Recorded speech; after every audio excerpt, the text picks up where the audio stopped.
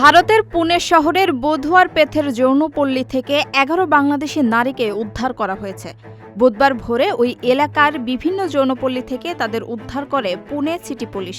ভারতীয় সংবাদ মাধ্যম দ্য টাইমস অব ইন্ডিয়ার প্রতিবেদনে বলা হয়েছে, যৌনপল্লীতে দেহ ব্যবসায় বাধ্য হওয়া এক বাংলাদেশি নারী এক পুলিশ কনস্টেবলের বিরুদ্ধে গুরুতর অভিযোগ আনার ১ মাস পর বাংলাদেশি নারীদের উদ্ধার করা হলো। প্রতিবেদনে বলা হয়, গত ৭ দিনের মধ্যে ওই এলাকায় এটি ছিল পুলিশের দ্বিতীয় বড় অভিযান।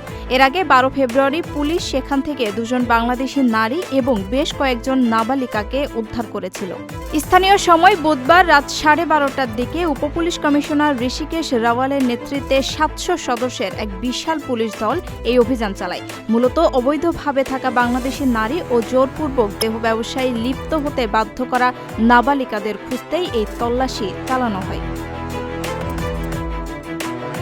পুনের পুলিশ কমিশনার অমিতেশ কুমার বলেন, যেসব যৌনপল্লী বা ভবনে বাংলাদেশি নারীদের অবৈধভাবে রেখে দেহ ব্যবসায় বাধ্য করা হয়েছিল সেগুলো সিল করে দেওয়ার প্রক্রিয়া শুরু হয়েছে।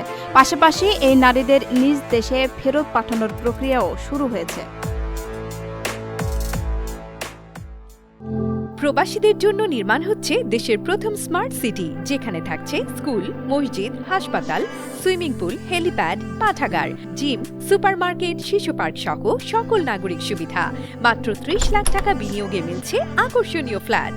প্লাটিনাম ইনভেস্টরদের জন্য ঢাকা বিমানবন্দরে ভিআইপি প্রোটোকল সুবিধা। বিস্তারিত জানতে যোগাযোগ করুন স্ক্রিনে দেয়া হোয়াটসঅ্যাপ অথবা ইমো নাম্বারে।